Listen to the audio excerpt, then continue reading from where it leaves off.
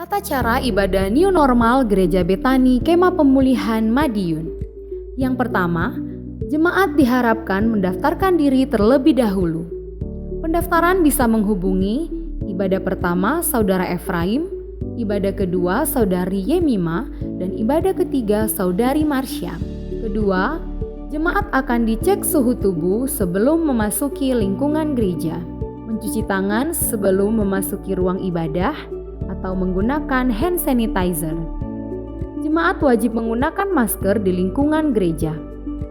Ketiga, dilarang bersalaman atau berpelukan, menjaga jarak minimal 1 meter saat memasuki atau hendak meninggalkan ruang ibadah. Terima kasih karena sudah mematuhi protokol kesehatan.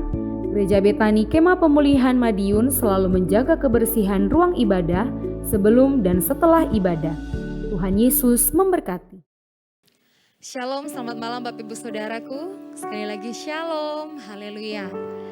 Mari kembali lagi kita datang kepada Tuhan saat ini dengan hati yang bersyukur, dengan hati yang bersuka, sebab Dia Tuhan baik dalam kehidupan kita. Mari bersama kita mau datang, kita mau satukan hati dalam ibadah doa malam streaming pada saat ini. Kita percaya dari tempat kita masing-masing Tuhan ada di tengah-tengah kita. Kita satukan hati, kita tundukkan kepala, kita berdoa. Kembali lagi kami datang di hadapan Tuhan dengan hati yang rindu, hati yang haus untuk tinggal diam dalam hadirat Tuhan. Kami percaya dimanapun kami berada Tuhan, Engkau tahu setiap keberadaan kehidupan kami. Kami datang di hadapan-Mu, kami rindu menyenangkan hati-Mu lewat pujian dan penyembahan kami. Kami percaya kuasa-Mu terjadi dalam kehidupan kami Tuhan. Kami siap menyembah Engkau, kami siap memuji nama-Mu hanya di dalam nama Tuhan Yesus. Haleluya, haleluya, amin.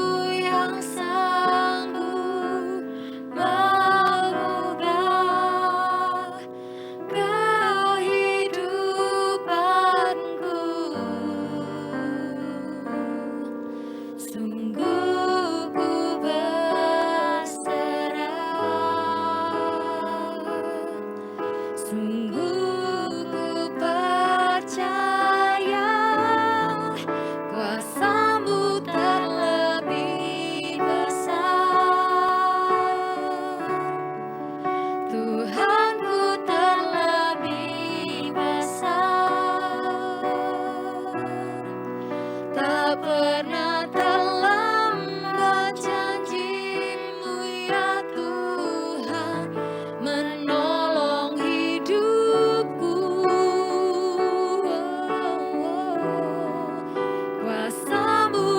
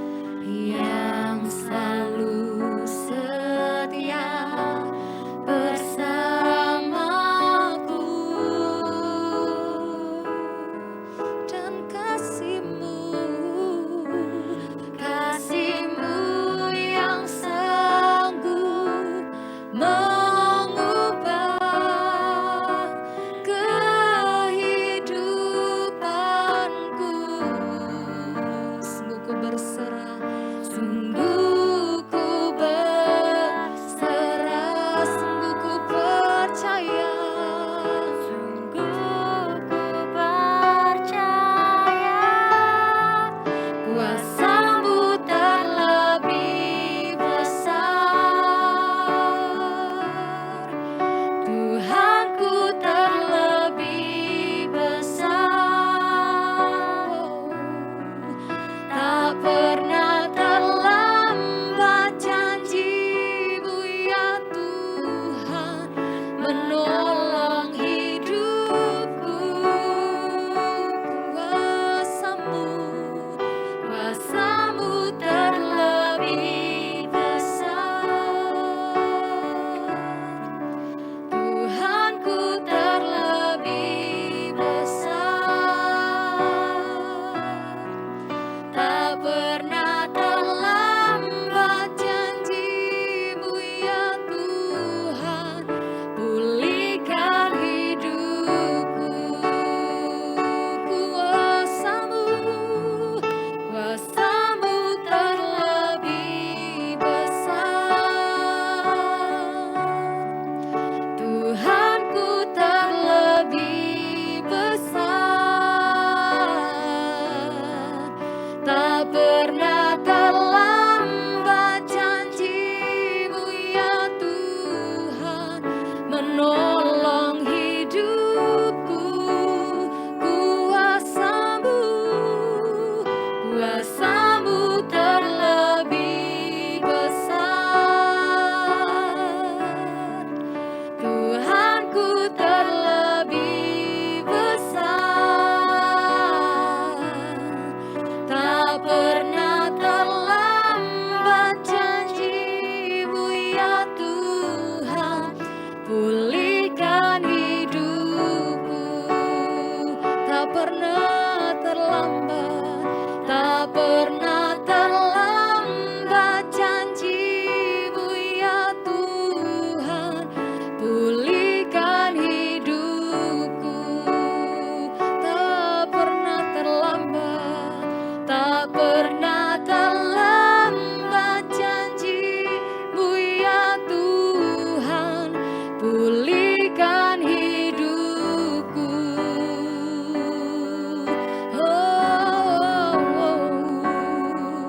Tak pernah terlambat janji-Mu. Haleluya, haleluya.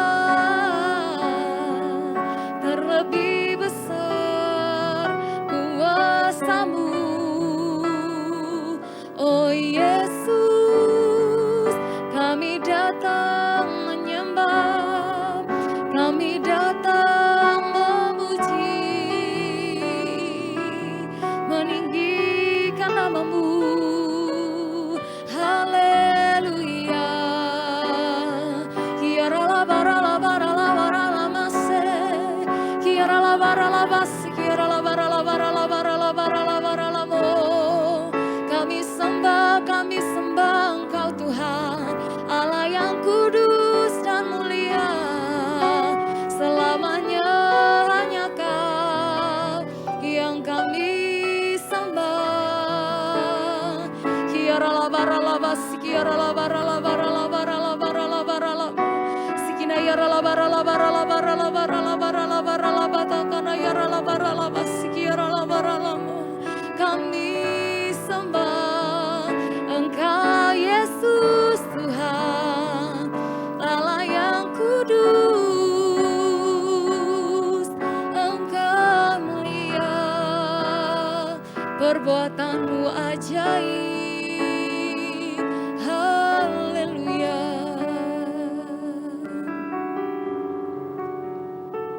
Engkau besar Tuhan, Engkau besar Tuhan.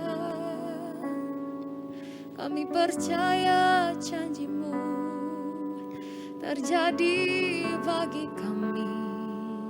Haleluya.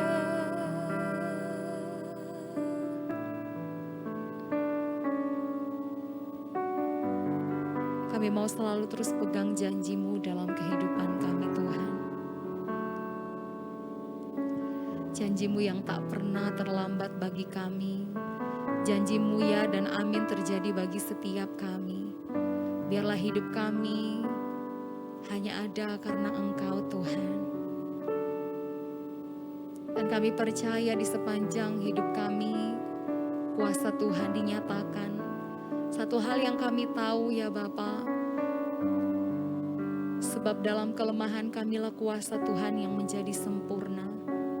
Engkau yang memulihkan, Engkau yang menyembuhkan, Engkau yang memberkati setiap kehidupan kami, baik pribadi maupun keluarga kami. Untuk itu kami datang di hadapan Tuhan lebih lagi malam hari ini, bersekutu di hadapan Tuhan, menyembah Engkau. Nama Tuhan dipermuliakan. Kiara labara labas, kiara labara labara. Mari lebih lagi kita datang menyembah Tuhan. Ucapan syukur, naikkan ucapan syukur yang terbaik bagi Tuhan. Kiara labara labas, kiara labara labara labara. Kiara labara labas, kiara labara labara labara labara labara labas, kiara labara. Kiara labara labas, kiara labara labara labara labas, kiara labara labara. Kiara labara labata kana yara labara labas, kiara labara labara labara labara labara. Kiara labara lamas, kiara labara labara labara labara labara labara labara. Kiara lamas, kiara labara labo. Kami sembah Engkau, Allah yang kudus. Engkau mulia. Terima kasih. Terima kasih ya Tuhan. Terima kasih untuk segala sesuatu yang indah yang Tuhan berikan bagi setiap kami. Apapun keadaan hidup kami, hanya Engkau yang Maha Tahu. Engkau tahu segalanya, segala apapun yang kami rencanakan, segala apapun yang akan kami kerjakan, Engkau tahu. Dan hanya Engkau yang sanggup memberkati setiap kehidupan kami. Hanya Engkau yang sanggup memulihkan setiap kehidupan kami, bahkan menyembuhkan kami Tuhan. Terima kasih Bapa. Terima kasih. Saat kau perlu Tuhan tahu, saat kau minta Tuhan dengar, saat percaya Tuhan bekerja. Saat menangis Tuhan tahu, saat berdoa Tuhan dengar, saat bersyukur Tuhan berkati.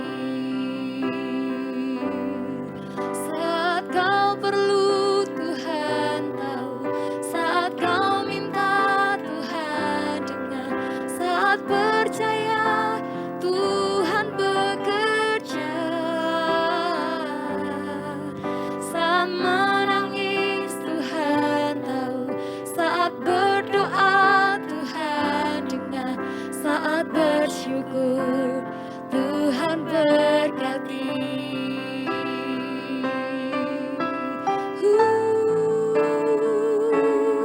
Saat kau perlu Tuhan tahu, saat kau minta Tuhan dengar, saat percaya Tuhan bekerja.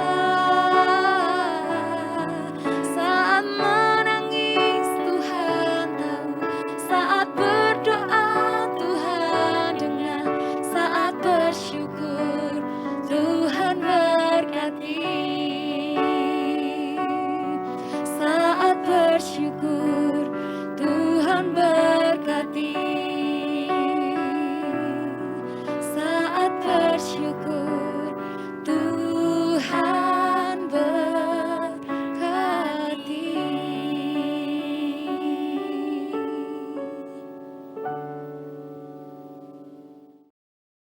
Shalom.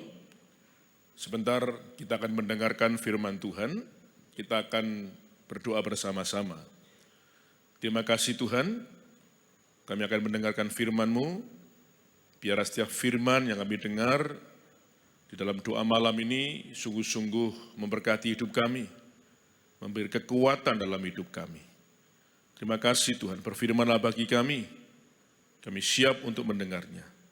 Di dalam nama Tuhan Yesus, kami sambut firman-Mu dengan penuh sukacita. Amin. Baik, pada doa malam hari ini, saya akan menyampaikan firman Tuhan yang saya beri judul, Tuhan buat jalan saat tiada jalan. Kita percaya pada waktu kita menghadapi masalah dan pergumulan hidup, waktu kita berdoa kepada Tuhan, percayalah bahwa Tuhan tidak hanya mampu membuka jalan, tetapi Tuhan itu adalah Tuhan yang mampu membuat jalan yang baru dalam kehidupan kita. Karena Dia adalah Tuhan yang Maha Kuasa dan sanggup menyelesaikan segala perkara. Saya ambil bacaan dari Keluaran pasal 2 ayat 1 sampai dengan ayat yang ke-10. Musa lahir dan diselamatkan. Seorang laki-laki dari keluarga Lewi kawin dengan seorang perempuan Lewi. Lalu mengandunglah ia dan melahirkan seorang anak laki-laki. Ketika dilihatnya bahwa anak itu cantik, disembunyikannya 3 bulan lamanya. Tetapi ia tidak dapat menyembunyikannya lebih lama lagi.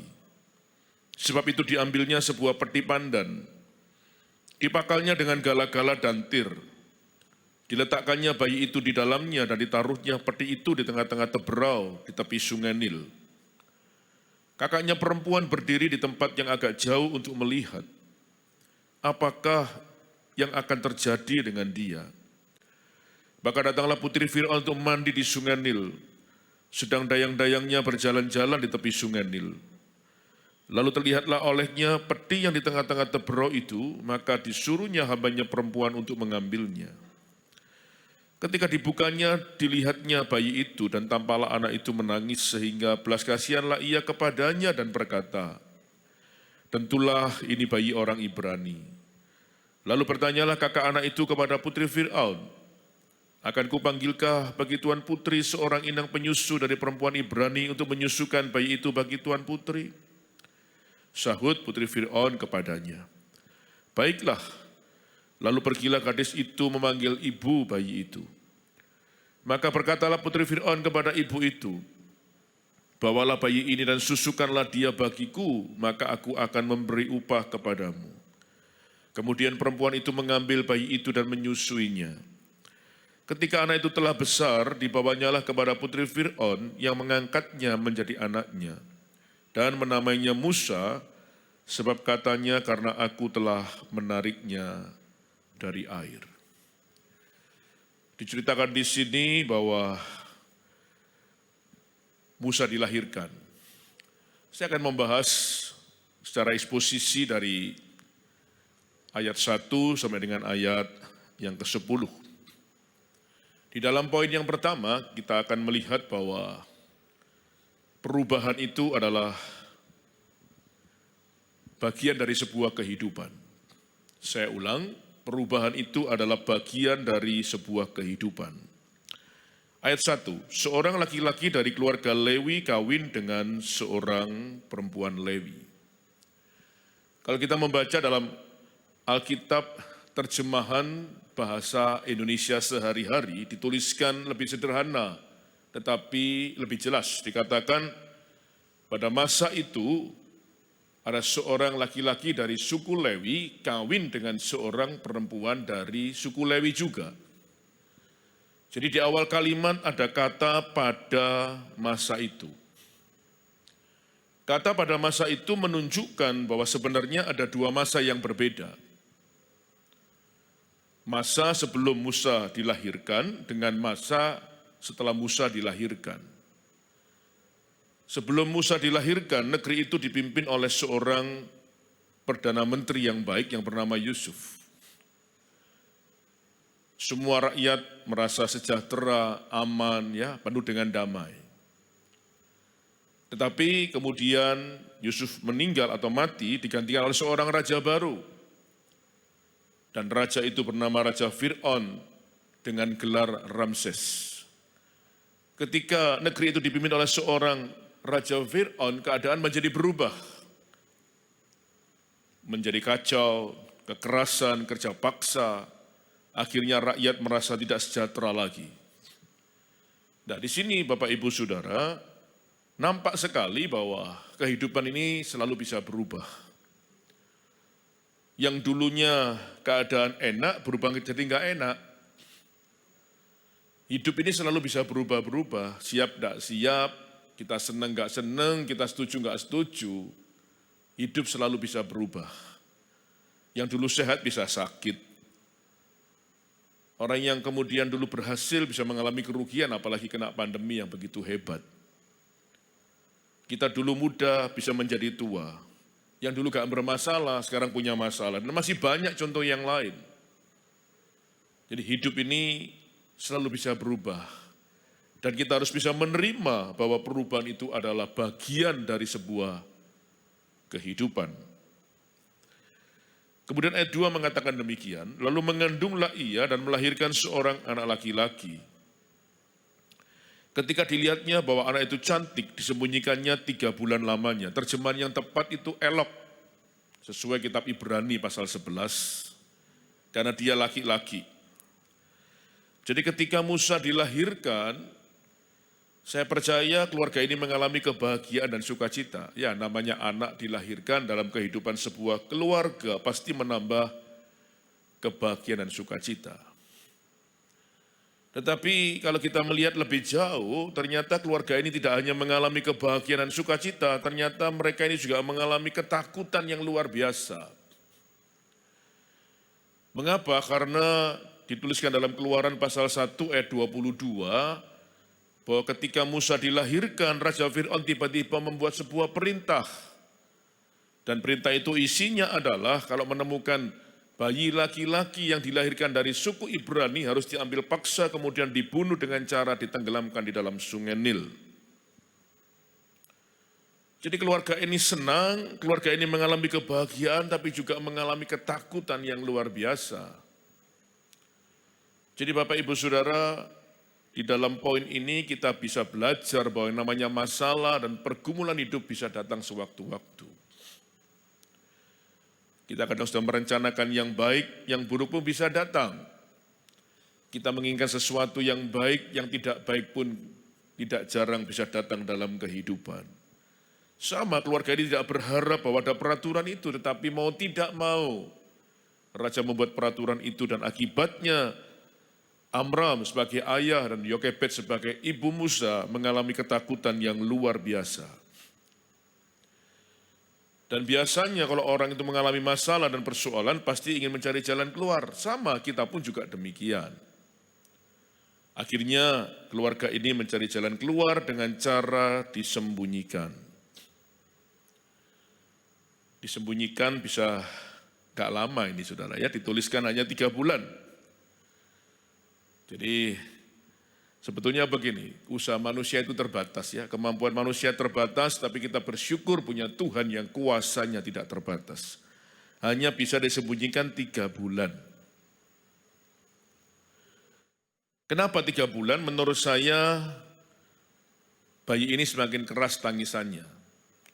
Khawatir kalau ada tentara Fir'aun lewat, ketahuan, ditangkap, diambil, ceburkan sungai Nil. Ya, jadi hanya 3 bulan. Kita baca ayat yang ketiga sekarang. Tetapi ia tidak dapat menyembunyikannya lebih lama lagi. Jadi sudah mentok. Tapi saya senang dengan keluarga ini bahwa dia tidak mampu putus asa. Mencoba cara yang satu nggak bisa, mencoba cara yang lain nggak bisa, ya dia berusaha cara yang lain. Jadi hidup ini nggak boleh putus asa, ngalami masalah, nyerah, nggak boleh. Tetap harus berusaha menyelesaikan setiap masalah dan persoalan. Ya, cara pertama disembunyikan nggak bisa, sekarang cara kedua dikatakan tetapi ia tidak dapat menyembunyikannya lebih lama lagi, sebab itu diambilnya sebuah peti pandan, dipakalnya dengan gala-gala dan tir, diletakkannya bayi itu di dalamnya dan ditaruhnya peti itu di tengah-tengah teberau di tepi sungai Nil. Jadi kemudian Amram sebagai ayah mengambil peti pandan. Sebetulnya terjemahan yang tepat itu keranjang karena dianyam dari tanaman pandan. Kita tahu tanaman pandan ya, di Sungai Nil itu juga tumbuh tanaman pandan seperti yang kita lihat di sekitar kita, di tempat kita ini. Itu diambil oleh masyarakat, kemudian dipilah-pilah, dijemur sampai kering, ya durinya dibuang. Setelah kering kemudian dianyam, salah satunya kemudian dijadikan keranjang ini. Ya kita pernah tahu dulu ada tikar dibuat dari anyaman pandan, tas, topi, ya kerajinan yang lain. Sekarang tikar banyak dari plastik. Jadi Amram mengambil keranjang pandan itu. Tujuannya nanti bayi Musa itu mau diletakkan di dalamnya. Tapi sebelum bayi Musa diletakkan di dalamnya, dipakal atau dilapisi dulu dengan gala-gala dan tir, semacam aspal. Secara tradisional kemudian dilaburkan, dilapiskan ke keranjang pandan itu dengan tujuan supaya celah-celah dan pori-porinya tertutup, sehingga ketika keranjang itu dimasukkan ke dalam sungai Nil, air sungai tidak bisa masuk.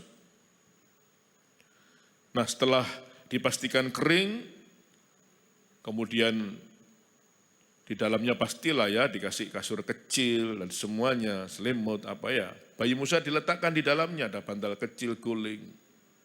Ya nggak mungkin lah hanya dimasukkan begitu namanya anak ya.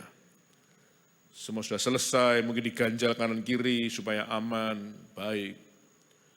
Semua sudah siap, kemudian oleh Amram keranjang yang berisi Musa itu dibawa ke Sungai Nil dan diletakkan di tengah-tengah teberau di Sungai Nil itu. Saya mau jelaskan apakah teberau. Teberau itu adalah kumpulan tanaman pandan yang ada di Sungai Nil dan dia itu tengah-tengahnya ya. Jadi ada kumpulan pandan, tengah-tengahnya itu namanya teberau. Untuk apa Amram meletakkan keranjang Musa di tengah-tengah teberau? Tujuannya supaya arus sungai yang deras itu tidak membuat keranjang itu terbalik. Supaya jalannya tersendat-sendat, ya supaya aman. Jadi dipikirkan benar-benar. Setelah bayi Musa diletakkan di sana, Amram kebingungan. Mau ditinggal pulang nggak tega, ditungguin juga nggak mungkin. Jadi masalah ini belum selesai. Kemudian pulanglah Amram dan menyuruh anak pertamanya, yaitu Miriam, ayat yang keempat.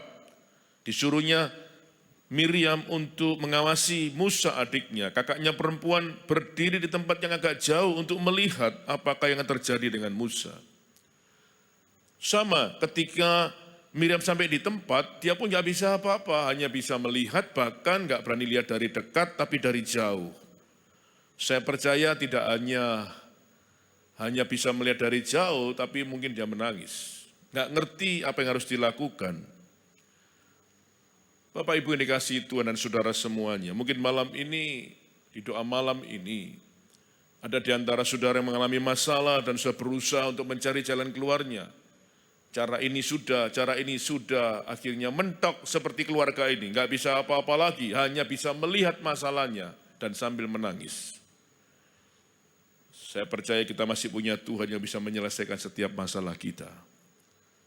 Miriam hanya memandang dari jauh dan dia menangis, menungguin apa yang terjadi dengan adiknya. Mungkin saudara sambil melihat masalah dan sambil menangis malam ini. Percayalah Tuhan juga melihat kita semua. Dan tetap berharap kepada dia masih ada mujizat dan pertolongan dari Tuhan.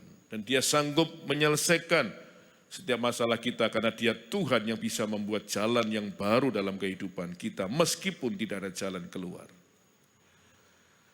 Ketika Miriam ini melihat dari jauh dan menangis melihat keranjang Musa yang terombang-ambing di teberau di Sungai Nil, ayat yang kelima berkata begini, maka datanglah putri Fir'aun untuk mandi di Sungai Nil.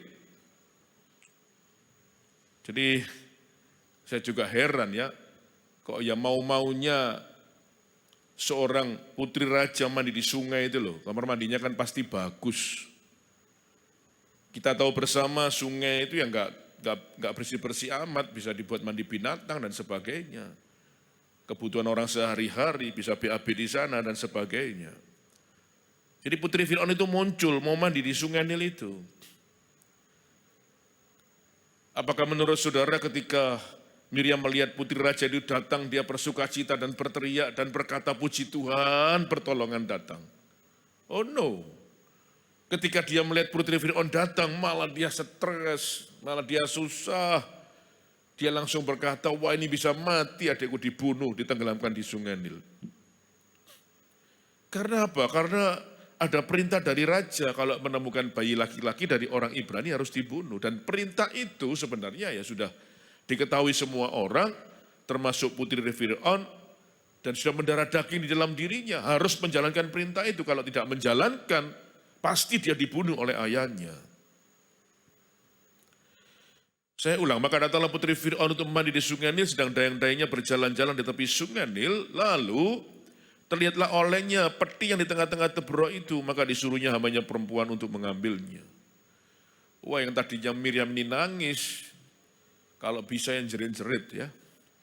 Yang tadinya dia berdiri, sekarang dia harus sembunyi. Sambil memukul-mukul dahinya, dia berkata, matilah adikku, tamatlah riwayatnya. Berapa banyak di antara kita ketika diperhadapkan dengan masalah dan pergumulan hidup, kita menjadi putus asa seperti itu, menangis. Dan berkata, mati, gak ada jalan keluar, selesai semuanya. Apakah saudara malam ini mengalami yang sama? Saudara-saudara, kita punya Tuhan yang sanggup menolong kita. Cerita ini belum berakhir, kita akan melihat bersama-sama. Tuhan kita adalah Tuhan yang bisa membuat jalan yang baru dalam kehidupan kita. Miriam menangis ketika bayi itu diambil, keranjang itu diserahkan. Waduh, bayi itu digendong sama putri raja. Aduh, sebentar lagi mati, tenggelam ya. Kita ini seringkali berpikir negatif dibanding berpikir positif. Mari kita belajar selalu berpikir positif bahwa Tuhan tidak pernah merancangkan kecelakaan dalam kehidupan kita. Apakah benar yang dipikirkan oleh Miriam adiknya dibunuh? Coba kita lihat bersama-sama ayat yang ke-6. Ketika dibukanya, dilihatnya bayi itu. Dan yang pertama-tama dibuat oleh Tuhan adalah anak itu menangis. Tampaklah anak itu menangis. Yang kedua, sehingga belas kasihanlah ia kepadanya dan berkata, tentulah ini bayi orang Ibrani. Memang tahu putri raja itu bahwa itu adalah bayi orang Ibrani. Makanya enggak heran juga sebetulnya kalau Miriam ini berpikir mati adiknya, ya bisa saja. Karena untuk mengenali seseorang itu kadang ya mudah. Mungkin dari rambutnya, dari warna kulitnya, ya dari matanya. Tetapi ketika bayi itu ada dalam pangkuan putri Firaun, Tuhan itu membuat bayi itu menangis. Dan tidak hanya membuat bayi itu menangis, tetapi Tuhan menaruh belas kasihan di dalam hati putri raja. Luar biasa ya. Dan ketika belas kasihan Tuhan itu ditaruh dalam hati putri Firaun ini gak jadi membunuh, saudara. Jadi saya percaya begini, bila belas kasihan Tuhan itu datang dalam kehidupan seseorang, pertolongan, mujizat, dan pemulihan itu bisa terjadi loh. Ya, kita Matius, Markus, Lukas, Yohanes, kitab Injil ini menceritakan setiap kali hati Yesus tergerak oleh belas kasihan, pasti ada pertolongan, pasti ada mujizat, pasti ada pemulihan. Jadi malam ini kalau kita membutuhkan pertolongan Tuhan, minta belas kasihannya, membutuhkan mujizat, minta belas kasihannya, yang mati pun bisa dibangkitkan, anak muda di Nain itu. Yang tidak mungkin menjadi mungkin, yang mustahil menjadi tidak mustahil. Ini loh, rencananya harus dibunuh, ternyata dia bisa berubah. Gak jadi membunuh bayi itu karena ada belas kasihan Tuhan. Adakah di antara saudara yang butuh pertolongan malam hari ini? Saya tidak tahu apa masalahmu dan apa pergumulan persoalanmu, tapi yang saya tahu belas kasihan Tuhan sanggup menolong kita. Seberapa beratnya masalah dan pergumulanmu, yang saya tahu bagi Tuhan tidak ada perkara yang sukar. Yang paling sukar pun dia mampu mengerjakan. Tadi saya katakan anak muda yang mati di kota Nain pun dibangkitkan. Percayalah bagi Tuhan, perkara yang sukar aja dia bisa. Perkara dalam hidup kita tidak ada yang sukar baginya untuk menolong kita. Dan kemudian dengan langkah berani ayat yang ke-7, Miriam menemui putri Firaun. Lalu bertanyalah kakak anak itu atau Miriam kepada putri Firaun, akan kupanggilkah bagi tuan putri seorang inang penyusu dari perempuan Ibrani untuk menyusukan bayi itu bagi tuan putri? Miriam nggak tahu apakah Musa ini akan dibunuh, tetapi dengan langkah berani dia mendatangi putri Fir'aun dan bertanya, boleh nggak tak panggilkan inang penyusu supaya bayi ini disusui? Oh, hebat ini ya. Dia nggak tahu loh, putri raja ini akan membunuh atau tidak, kan nggak tahu. Tapi dia dengan langkah berani mendatangi putri Fir'aun untuk bertanya. Di sini kita belajar bahwa supaya kita mengalami mukjizat, tidak jarang kita harus bekerja sama dengan Allah. Apa artinya? Artinya ada bagian yang perlu kita lakukan. Dan saya percaya kalau kita melakukan bagian kita, maka Allah akan melakukannya bagiannya untuk kita. Harus melangkah, iman itu tanpa perbuatan mati, iman tanpa tindakan gak ada gunanya. Kalau ada orang butuh pekerjaan, tapi gak ngelamar, gak cari lowongan, ya gak dapat kerjaan. Yang lamar, ya nulis surat lamaran, cari lowongan, itu bagian kita. Serahkan lamaranmu, berdoa, nanti Tuhan bekerja. Kita dipanggil oleh perusahaan, wawancara, Tuhan bekerja, itu bagian Tuhan, kita diterima. Kita sakit, ya boleh berdoa minta mujizat, tapi tidak jarang mesti ke dokter beli obat, itu bagian kita. Waktu kita minum, kita berdoa, bagian Tuhan. Dia melengkapi dengan kuasanya dan kita mengalami kesembuhan yang ajaib. Jadi selalu, tidak jarang, supaya kita mengalami pertolongan Tuhan, mujizat harus ada kerjasama kita dengan Tuhan. Ya, selalu ada bagian yang perlu kita lakukan, nanti ada bagian Tuhan yang akan melakukannya untuk kita. Jadi Miriam ini dengan langkah berani mendatangi putri Fir'aun dan bertanya, boleh enggak? Ya kan? Ya mungkin ada gemeteran ya. Ya adalah rasa takut, enggak tahu ini bayi Musa dibunuh atau tidak. Tapi dengan langkah berani dia bertanya, boleh enggak tak panggilkan inang penyusu untuk menyusui bayi ini bagi Tuan Putri. Dan saudara lihat hasilnya luar biasa, ayat yang ke-8. Tidak bertepuk sebelah tangan, sahut putri Fir'aun kepada Miriam, baiklah. Lalu pergilah gadis itu memanggil ibu bayi itu. Lihat saudara. Akhirnya permintaan Miriam disetujui. Putri Fir'aun menjawab, boleh. Waduh ya. Saya mendengar dan melihat ayat ini ya, melok kudu nangis saya ya. Mau nangis saya, terharu. Bayangkan ketika Miriam bertanya terus dijawab boleh, baiklah. Wih, hatinya itu kayak apa ya, bergembira, bersukacita, happy. Dan mungkin nangis dia. Jadi yang ayat ke-8 ini saya beri judul ada tangisan kemenangan. Ayat 3 dan 4, bahkan ayat ke-5 itu tangisan kesedihan. Tangisan penuh dengan tantangan ya. Atlet itu kalah nangis, menang juga nangis. Jadi ini tangisan kemenangan. Waktu ayat 3, 4, 5 itu kan belum tahu Musa ini bagaimana, dimasukkan sungai Nil, ditemukan putri raja. Wih, rasanya takutnya luar biasa, tegang ya. Itu Miriam terus menangis, menjerit-jerit dalam hatinya, nggak tahu nasib adiknya, nasib Musa nggak jelas. Tapi ketika dia bertanya, dijawab boleh, itu dia nangis lagi pasti. Tapi itu tangisan kemenangan. Saudara-saudara, mungkin malam ini kita masih banyak yang menangis karena menderita dengan segala bentuk pergumulan dan penderitaan. Sebentar firman Tuhan selesai, saya akan berdoa bagi saudara, biarlah tangisan penderitaanmu diubah oleh Tuhan menjadi tangisan kemenangan. Karena kita percaya kita punya Tuhan yang hebat dan luar biasa, Dia Maha Kuasa yang sanggup menolong kita dan membukakan jalan-jalan yang ajaib di dalam kehidupan kita semua. Kemudian Miriam ini pulang ke rumah memanggil Yokebed ibunya.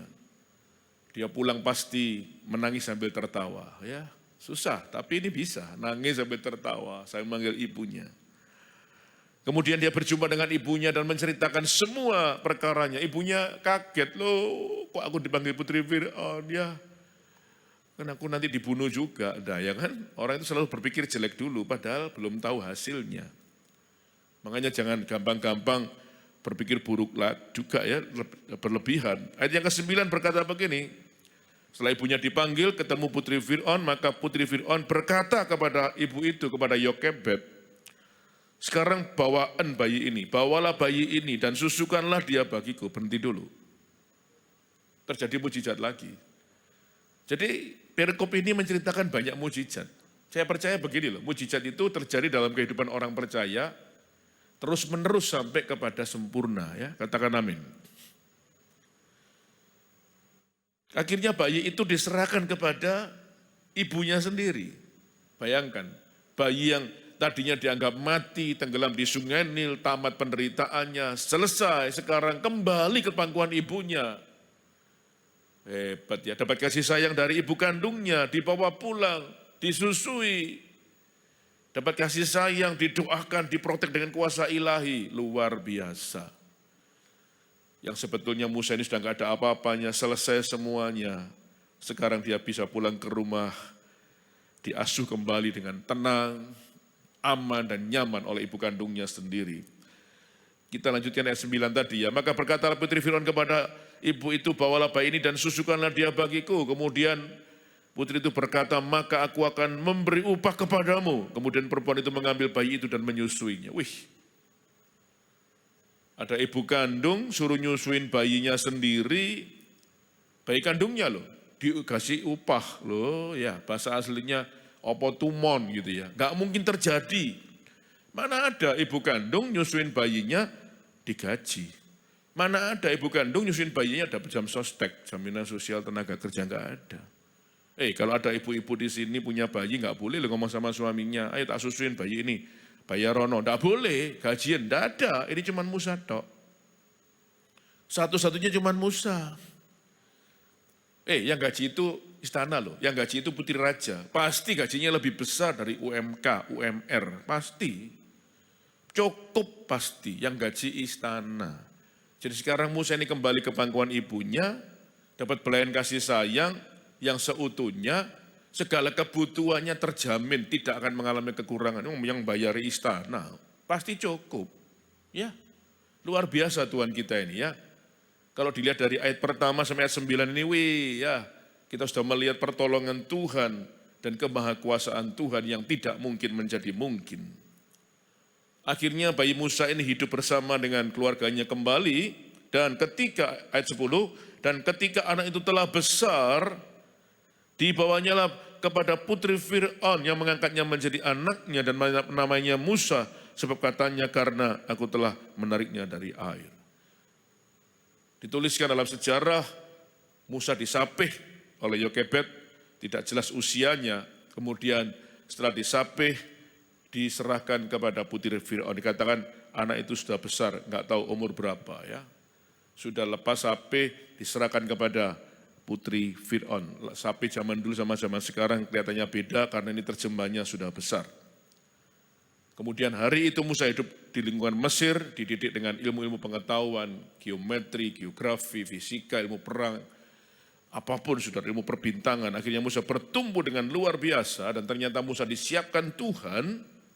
Dan kita tahu bersama pada akhirnya Musa ini dipakai oleh Tuhan menjadi panglima besar, membebaskan bangsa Israel dari tanah perbudakan Mesir. Hebat ya, pertolongan Tuhan sangat sempurna, mujizat Tuhan sangat sempurna. Bayi yang disangka mati, tidak ada harapan, tamat riwayatnya, ditenggelamkan di sungai Nil. Sekarang dia menjadi panglima besar, membebaskan bangsa Israel dari tanah perbudakan Mesir. Dan tidak hanya itu, Musa dipakai oleh Allah yang kemudian menuliskan kitab Taurat, Kejadian, Keluaran, Bilangan, Ulangan, Imamat. Hari ini, jangan berkecil hati, jangan susah, percayalah. Tuhan yang bisa menolong keluarga Musa, Tuhan yang sama pasti bisa menolong kita. Tapi Pak, masalahnya kan berbeda loh ya. Tuhan yang disembah oleh keluarga Musa, itu Tuhan yang sama yang kita sembah hari ini. Percayalah Tuhan yang sama yang sudah bisa menolong keluarga Musa, pasti bisa menolong kita semua. Amin. Tidak ada yang mustahil bagi Dia. Mari kita berdoa. Kami sudah mendengarkan firman-Mu Tuhan. Malam ini hamba-Mu berdoa, kalau ada di antara mereka yang mengalami masalah pergumulan, yang mendengarkan doa malam ini, mendengarkan firman-Mu ini Tuhan. Biarlah Engkau Tuhan menjamah kami semua yang mengalami persoalan pergumulan, tolonglah kami dalam nama Tuhan Yesus. Kami percaya tidak ada yang sukar bagi-Mu untuk menolong kami.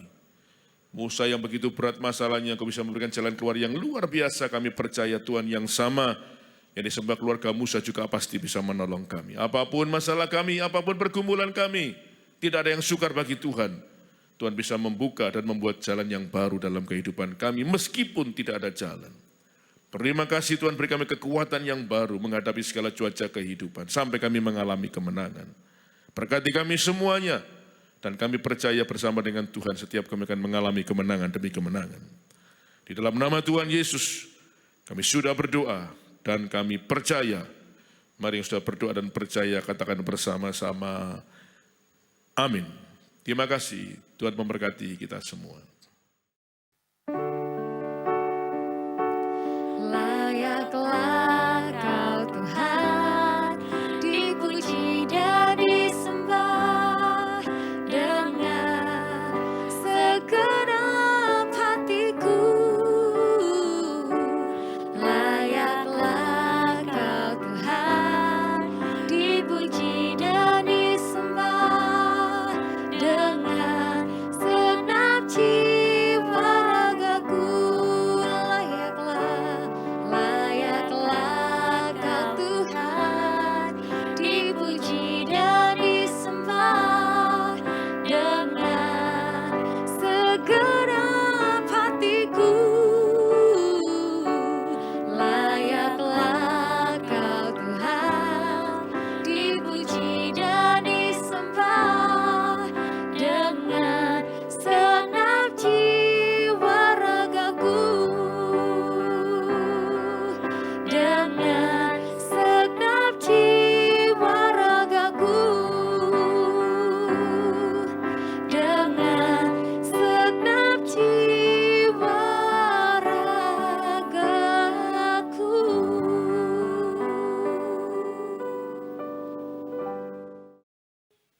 Terima kasih Tuhan atas kebaikan-Mu, kuasa pimpin kami untuk menyelesaikan doa malam di malam hari ini. Dan kami percaya Kau akan terus memberikan kekuatan bagi kami Tuhan melalui firman-firman-Mu yang disampaikan dalam doa malam ini. Kami percaya Tuhan, apapun yang terjadi di depan kami tidak akan gentar dan takut karena kami percaya Tuhan, sampai saat ini Tuhan, sampai hari ini Tuhan, Kau tetap melihara kami.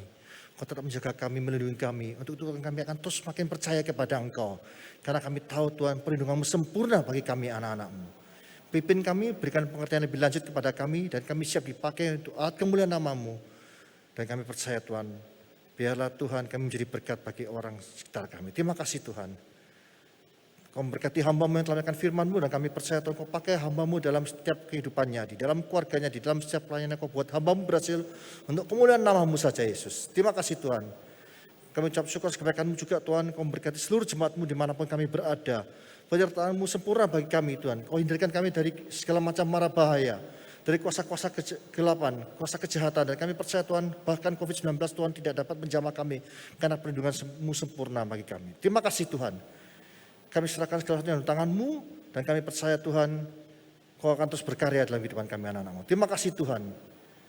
Mari saudara kasih kita mengangkat kedua tangan kita untuk menerima berkat dari Allah Bapa. Kia ramata sikap pada ramaya rama, kia ramata sikap pada ramaya kia rama. Saudara kasih, terimalah berkat dari Allah Bapa di dalam anak Tunggal Yesus Kristus dan persekutuan Roh Kudus. Mulai saat ini sampai selama-lamanya. Kau tidak menjadi ekor tapi kepala, kau tidak turun tapi naik. Asal melakukan firman Tuhan dengan sungguh-sungguh. Di dalam nama Tuhan kami berdoa, haleluya, amin.